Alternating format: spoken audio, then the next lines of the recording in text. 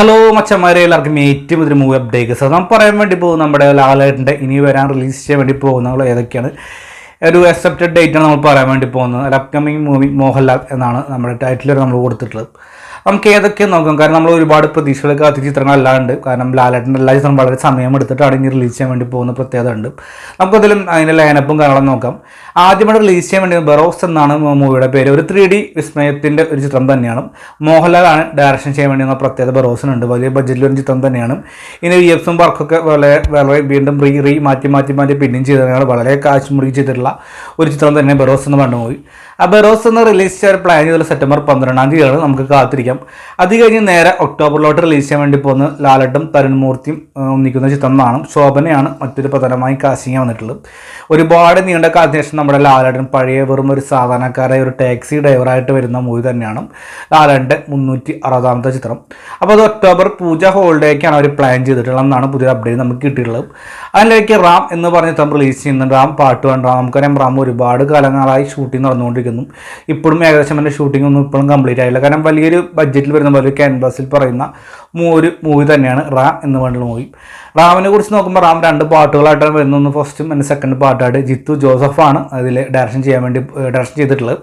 അതുപോലെ തന്നെ കാസ്റ്റിംഗായി വരുമ്പോൾ തൃഷ, ഇന്ദ്രജിത്ത് തുടങ്ങിയവർക്ക് പ്രധാനമായും കാസ്റ്റിംഗായി വരുന്നുണ്ട്. അപ്പോൾ റാം അവരെ സെലിബ്രേഷൻ ചെയ്യാൻ വേണ്ടി പോകുന്നിട്ടുള്ളത് ഡിസംബർ റിലീസിലാണ് പ്ലാൻ ചെയ്തിട്ടുള്ളത്. ഡിസംബർ റിലീസ് നേരെ ജനുവരിയിലോട്ട് കിടക്കുമ്പോൾ നമ്മുടെ സാക്ഷാൽ നമ്മുടെ ലാലേട്ടൻ പ്രത്യേകിച്ചും ഒന്നിക്കുന്ന എമ്പുരാൻ എന്ന് പറയുന്ന മൂവി റിലീസ് ചെയ്യാൻ വേണ്ടി പോവാണ്. ഇപ്പോൾ എനിക്കൊന്നും എമ്പുരാൻ ജനുവരി 25 ഒക്കെ ആയിട്ടാണ് എമ്പുരാൻ പ്ലാൻ ചെയ്തിട്ടുള്ളതാണ് അതിൻ്റെ അപ്ഡേറ്റും കാര്യങ്ങളൊക്കെ കിട്ടിയിട്ടുള്ളത്. ഒരു എപ്പോഴും റിലീസ് ഡേറ്റ് ഇപ്പോഴും കൺഫേം ആയിട്ടില്ല. പക്ഷേ 2025 നമ്മുടെ എമ്പുരാൻ റിലീസ് ചെയ്യുന്ന കാര്യത്തിൽ കൺഫേം ആയിട്ടുണ്ട്. നമുക്കറിയാം നമ്മുടെ ലാലേട്ടനെ കൂടാതെ നമ്മുടെ ലൂസിഫർ ടീം തന്നെ കംപ്ലീറ്റ് ആയിട്ടുണ്ട്. പുതിയ കാസ്റ്റിംഗൊക്കെ ഇൻക്ലൂഡ് ആവുന്നുണ്ട്. പ്രഭാസൊക്കെ ഗസ്റ്റ് റോൾ വരുന്നുള്ള അപ്ഡേറ്റും കാര്യങ്ങളൊക്കെ കേൾക്കപ്പെടുന്നു. നമുക്കതിലും കാത്തിരിക്കാൻ ഇവിടെ വരും അപ്ഡേറ്റും കാര്യങ്ങളൊക്കെ. വലിയൊരു ബഡ്ജറ്റിൽ വരുന്ന അല്ലെങ്കിൽ നമ്മുടെ ഖുറേഷി ഇബ്രാഹിമിൻ്റെ ഒരു കഥ തന്നെയായിരിക്കും എമ്പുരാനിൽ. കാരണം ഒരുപാട് ലൊക്കേഷൻസ് കണ്ടുവരുന്നുണ്ട്. വലിയ ബഡ്ജറ്റ് തന്നെയാണ് എമ്പുരാൻ വേണ്ടി കാത്തിരിക്കുന്നത്.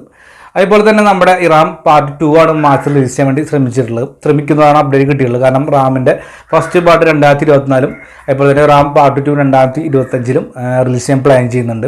ഇതിൻ്റെയൊക്കെ അതിൻ്റെ വിഷഭ അതുപോലെ തന്നെ കണ്ണപ്പ തുടങ്ങിയ മൂവിലൊക്കെ റിലീസ് ചെയ്യാൻ പ്ലാൻ ചെയ്യുന്നുണ്ട്. ഇപ്പോൾ ബേസിൽ ജോസഫിൻ്റെ ചിത്രത്തിൻ്റെ ഷൂട്ടിംഗ് ആരംഭിക്കുന്നുണ്ട് പ്രത്യേകത ഉണ്ട്. അതുപോലെ തന്നെ ചെമ്പം വിനോദ്, അതുപോലെ തന്നെ ജോഷി കൂടുതൽ വരുന്ന റംബാൻ്റെ ഇതിൻ്റെ ഇതൊരു ഹോൾഡാണ് ചിത്രം. ഇനി നടക്കുമോ ഇല്ലയെന്ന് അറിയില്ല. അങ്ങനെ ഒരുപാട് ചിത്രം അപ്ഡേറ്റും കാര്യങ്ങളൊക്കെ ഉണ്ട്. എന്തായാലും ലാലേട്ടന് ഇനി റിലീസ് ചെയ്യാൻ വേണ്ടി പോകുന്ന ഇത്രയേറെ ചിത്രങ്ങളാണ്. അപ്പോൾ ഇതിൽ ഏത് ചിത്രങ്ങളൊക്കെ വേണ്ടിയാണ് നിങ്ങൾ വെയിറ്റിംഗ് എന്ന് കമൻറ്റ് ബോക്സിൽ എഴുതുക. വീണ്ടും പുതിയ ചിത്രത്തിൻ്റെ അപ്ഡേറ്റും കാര്യങ്ങളും നിങ്ങളും എത്തിക്കുന്നതായിരിക്കും. അതായിരിക്കും കാത്തിരിക്കുക. അതായിരിക്കും ബൈ ഫ്രണ്ട്സ്.